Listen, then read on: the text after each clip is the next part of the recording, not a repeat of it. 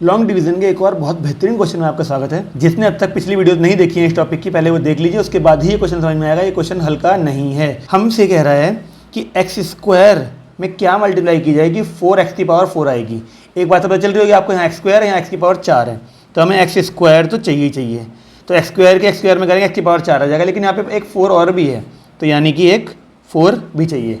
अब इस 4x square की इंटू आपको इन दोनों में करनी पड़ेगी। तो देखिए, जब 4x स्क्वायर की एक्स स्क्वायर में होगी तो 4x की पावर 4 आ जाएगा। तो 4x स्क्वायर की इंटू जब माइनस के 2 में करेंगे तो आएगा माइनस का 8x स्क्वायर। तो एक्स स्क्वायर वाले को एक्स स्क्वायर के नीचे ही लिखा है। साइन चेंज करें तो ये वाली वैल्यू हो जाएगी माइनस की और ये हो जाएगी प्लस की। ये दोनों टर्म्स कैंसिल आउट हो गई। ये एक्स स्क्वायर पावर वाली यहाँ आएगी, तो पहले एक्स क्यूब वाले को उतार लीजिए।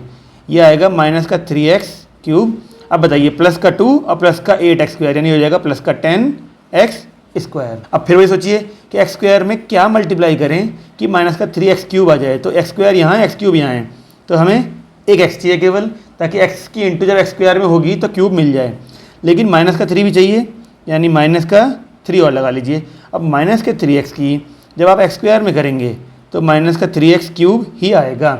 लेकिन जब माइनस के 3x की आप माइनस के 2 में करेंगे तो प्लस का 6x आएगा, जो कि इसके साथ वैल्यू है। तो इसके ही नीचे आप इसको उतार लीजिए, प्लस का 6x। अब हमें पता है साइन चेंज करने पड़ते हैं, तो ये वाली वैल्यू तो प्लस की हो जाएगी और ये हो जाएगी माइनस की।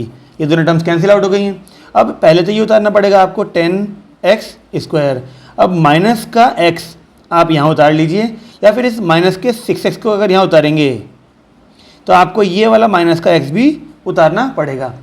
अब देखिए, इसको पहले सिंप्लीफाई करके मैं यही लिख देता हूँ। ये बन गया 10x स्क्वायर माइनस का 7x। ये वाली वैल्यू सिंप्लीफाई हो गई, ये बन चुकी है। अब हमें सोचना है कि एक्स स्क्वायर में क्या इंटू की जाए कि 10x स्क्वायर आ जाएगा। अब एक्स स्क्वायर तो सेम है, यानी आपको बस 10 चाहिए, वही प्लस का, तो प्लस का 10 कर दिया यहाँ पर। अब इस 10 की इंटू जब आप एक्स स्क्वायर में करेंगे तो 10x स्क्वायर आ जाएगा, और जब प्लस के 10 की -2 में करेंगे तो माइनस का 20 आ जाएगा। ठीक है जी। अब साइन चेंज करने हैं तो ये माइनस हो जाएगा और ये प्लस, ये दोनों वैल्यू फिर से कैंसिल आउट हो जाएंगी।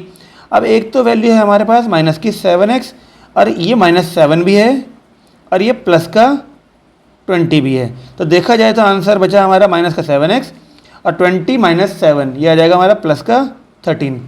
अब सोचने वाली बात यह है कि क्या अब फिर से डिवाइड करना पड़ेगा? नहीं, क्योंकि देखिए यहाँ पे x की पावर अब हमारी 1 बची है, जबकि यहाँ पे x की पावर 2 है, यानी इससे छोटी वैल्यू आ गई यहाँ पर, तो हमें डिवाइड नहीं करना है। यही हमारा रिमाइंडर है। लिख देते हैं यहाँ पर, रिमाइंडर है ये हमारा। इस वाली वैल्यू को हम बोलते हैं क्वोशेंट। ये होता है हमारा डिवाइज़र, और इसको हम सब जानते हैं डिविडेंड। अगर ऑर्डिनरी क्वेश्चन नहीं आता आपको लॉन्ग डिवीजन में तो ये क्वेश्चन समझ में नहीं आएगा। अगर क्वेश्चन अच्छा लगा हो तो शेयर करिए। Thank you.